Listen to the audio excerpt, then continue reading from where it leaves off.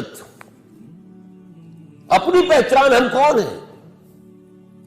آپ نے سنا ہوگا یہ جو قصور کے درویش شاعر تھے بلے شاہ، بلے شاہ کی جانا میں کون، بولیا کی جانا میں کون ہوں. Who are you؟ اپنی پہچان ہے نہیں. ہم نے آج سمجھا ہے اپنے آپ کو نرا حیوان. ڈارون کی تھیوری نے آ کر اس طریقے سے ذہنوں کے اوپر غلبہ کیا ہے، کیونکہ ہم سمجھتے ہیں صرف اپنے آپ کو حیوانی وجود ارتقاء سے وجود میں آیا ہے حیوان. اب ایک انسان میں اور شمپینزی میں اور گوریلے میں اتنا ہی فرق ہے نا جتنا کہ گدھے اور گھوڑے میں ہے. گدھا ذرا کورس جانور ہے اور گھوڑا جو ہے ذرا ریفائنڈ اینیمل ہے. بس ہم ریفائنڈ ہومو سیپینس. اس سے پہلے نہ معلوم کتنے ہومو ایریکٹس اور کتنے ہوئے تھے. لیکن اصل میں یہ ہے کہ انسان کی حقیقت کچھ اور ہے. انسان دو وجودوں سے مرکب ہو کر بنا ہے، وجود حیوانی، وجود روحانی. روح، یہ روح ہے جس کی بنا پر یہ مسجود ملائک بنا. دو جگہ قرآن میں، سورہ ہجر میں، سورہ صاد میں فرشتوں سے کہہ دیا تھا اللہ نے کہ میں مٹی سے ایک بشر بنانے والا ہوں. انی خالق البشر من صلصال من حمأ مسنون فاذا سویتہ ونفخت فیہ من روحی فقعوا لہ ساجدین. جب میں اسے تیار کر لوں اور اس میں اپنی روح میں سے پھونک دوں تو پڑنا اس کے سامنے سجدے میں، گر جانا سجدے میں. وہ تو اصل روح ہے، وہ روح ہے جو ہم ہیں، اصل حقیقت ہماری. ہم سمجھ بیٹھے یہ حیوانی وجود ہمارا ہے. یہ حیوانی وجود مٹی سے آیا ہے، خاک سے آیا ہے. یہی سے اس کی غذا آ رہی ہے. گندم ہے تو وہاں سے آ رہی ہے، چاول ہے تو وہاں سے آ رہا ہے. بکری کا گوشت کھایا ہے تو بکری نے بھی گھاس پات کھایا ہوا جس سے گوشت بنا ہے. اور یہ روحانی وجود عالم بالا سے آیا ہے، یہ عرش معلی سے آیا ہے. اور اس کی غذا جو آتی ہے وہ بھی اللہ کا کلام ہے. اس کا تغذیہ اور تقویت کلام اللہ کے ذریعے. اب یہ فلسفہ ہے، اس کا نام علامہ اقبال نے خود ہی رکھ دیا ہے.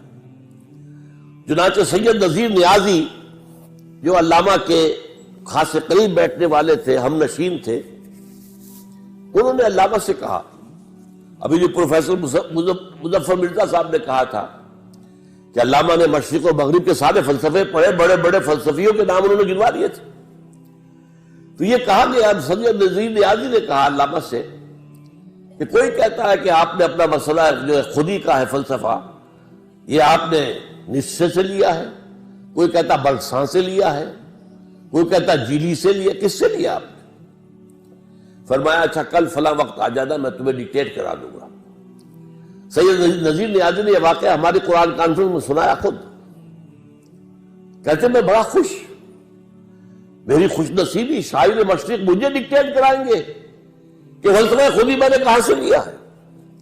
گیا میں خوشی خوشی پینسل کاپی تیار کر کے، جب میں بیٹھ گیا تو فرمایا ذرا قرآن مجید نکال لینا.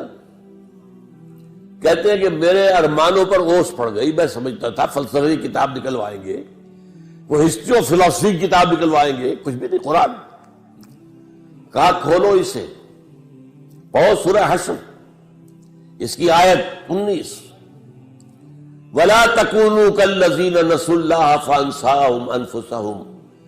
ان لوگوں کے مانند نہ بن جانا جنہوں نے اللہ کو بھلا دیا تو اللہ نے انہیں اپنے آپ سے غافل کر دیا.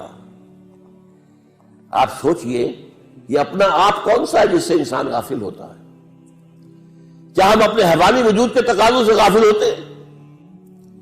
پیٹ کھانے کو مانگتا ہے، کیا اس کے لیے بھاگ دوڑ نہیں کرتے؟ ہماری جنسی خواہش ہے، شادی کرتے ہیں، ہمیں آرام چاہیے، ہمیں چھت چاہیے اپنے سر کے اوپر، بناتے کہ نہیں بناتے گھر؟ یہ سارے معاملات جو ہیں یہ در حقیقت ہم کسی چیز سے غافل نہیں ہوتے. دانت میں درد ہو جائے تو چاہے رات کو جا کر 1 بجے کسی ڈینٹل سرجن کے جو ہے جا کر گھنٹیاں بجا کے اسے جگانا پڑے، ہوتا ہے کہ نہیں؟ وہ کون سا اپنا آپ ہے جس سے وہ غافل ہو گیا انسان؟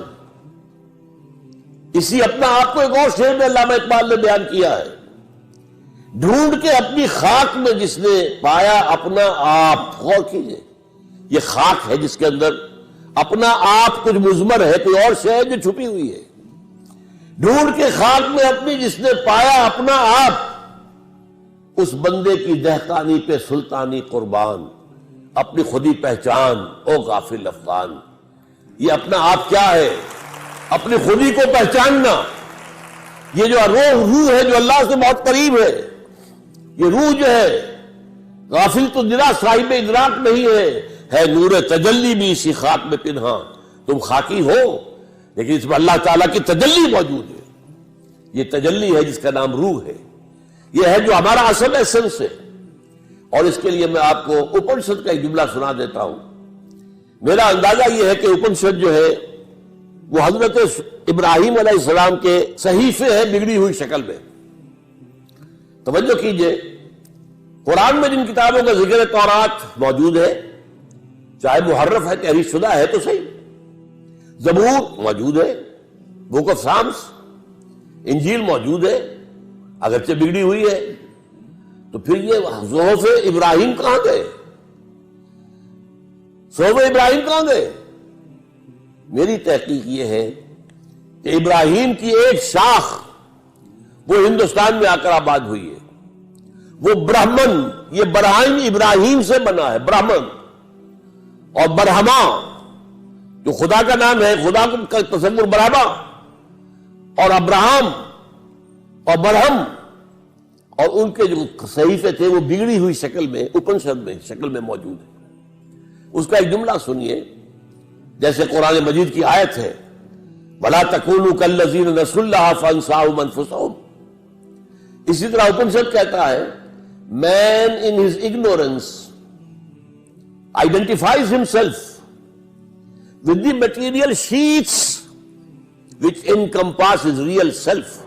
real self تو اندر ہے، یہ گوشت جو ہے لپٹا ہوا ہے، یہ ہڈیاں، گوشت اور پوست اور یہ کھال، یہ سب جو ہے لپٹے ہوئے ہیں، یہ نہیں ہے تم کچھ اور ہو، تم وہ ہو جو اندر بیٹھا ہوا ہے، وہ ہے وہ انسان، وہ ہے انا، وہ ہے خودی، وہ ہے فرائڈ کی زبان میں ایگو، وہ ہے وہ اصل انسان ہے۔